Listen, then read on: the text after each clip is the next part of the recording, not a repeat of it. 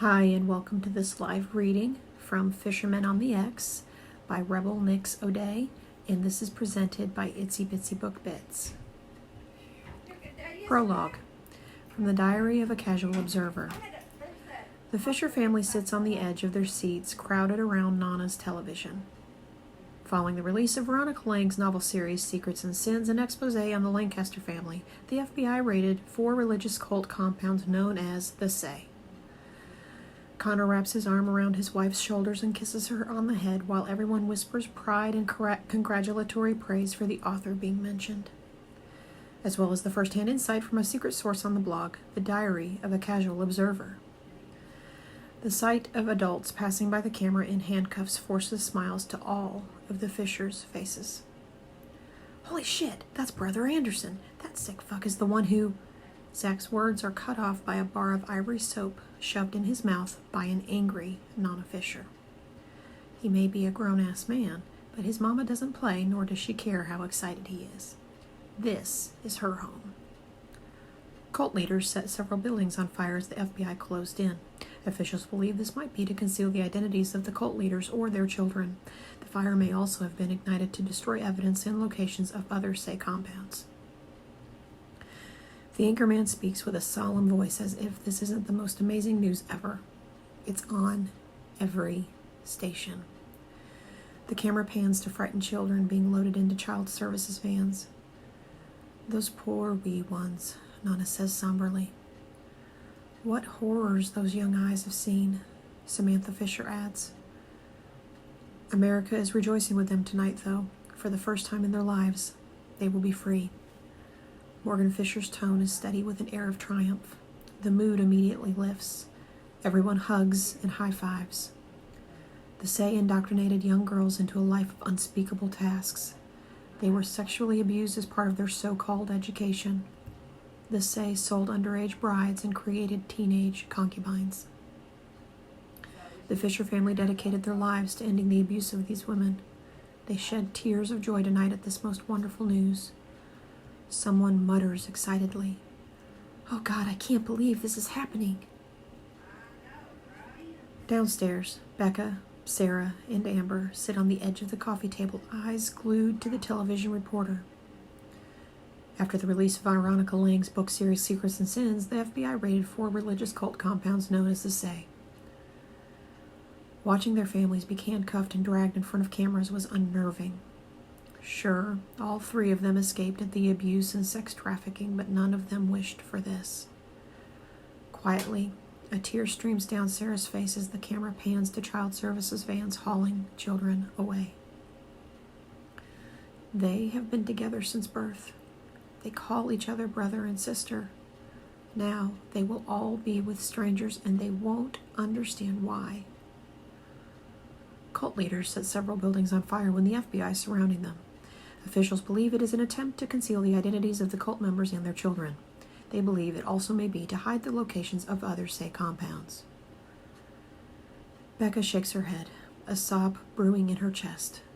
She told us about having carved the name of the boy she loved in the floor of what is now an emblazoned building. In her interview, she recalled the times her mama read her stories on the floor by the fireplace. The building, along with her memories, is now the rubble and charred remains of what was once her home. Amber puts her arms around the younger girls. I'm shocked and sad too. I know that place is messed up, but it was home. Becca finishes her sentence flatly. Mama and Papa are sisters, Sarah continues, letting the tears slide. Describing the emptiness that builds as they watch their childhood disintegrate, narrated by a perky news anchor, must be impossible. Becca once said she didn't know she was unhappy until she left. She admits her twin sister Sarah may have had it worse, but even she accepted the belief system as status quo. The realization that their family has been broken and scattered and they will never be together again may just shatter her. They comfort each other as best as they can. Wiping the tears of their sisters' faces, the 3 women offer love and support to one another. On interview, the 3 heartbroken friends agree Society outside the say dictates that relief is what they should feel. Society inside the say taught them that this means they are damned, and dread is what should be felt. The thing about society is everybody has an opinion on your thoughts, feelings, and faith. How can one person be sure that their society is the right one? One of them chokes. Oh God, I can't believe this is happening. Every tale has two sides.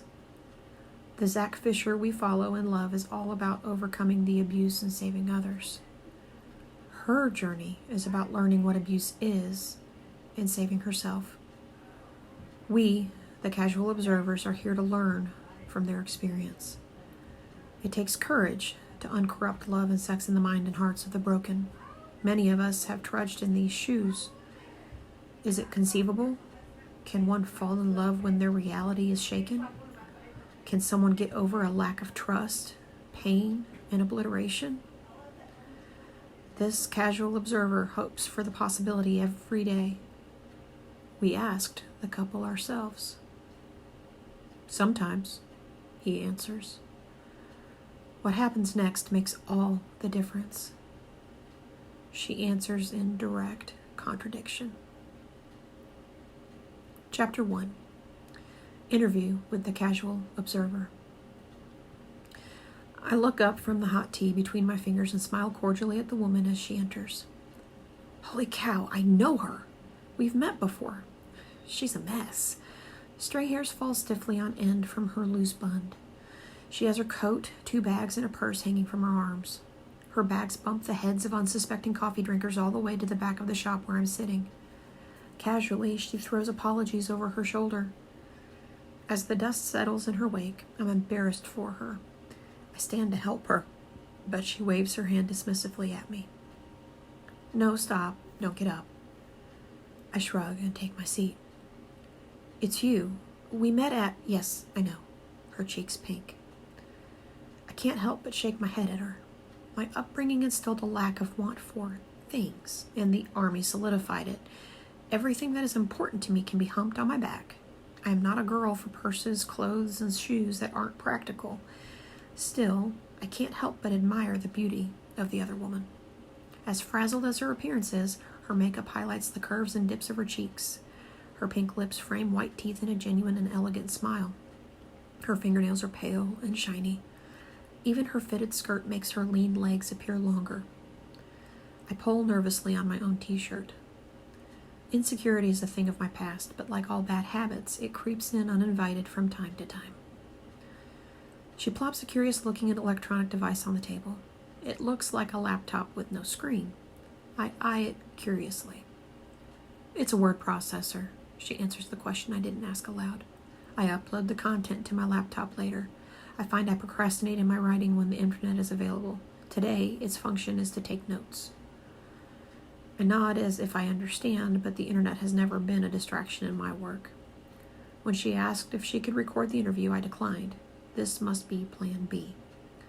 The Army taught me to never record what could be written, never write what can be said, and never say what can be implied with a wink. Okay, so this article is about the fishermen.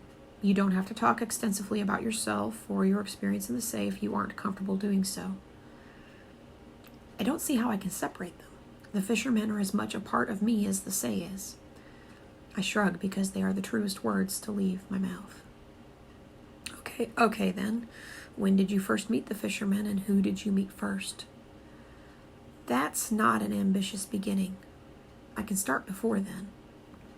Start wherever you are comfortable.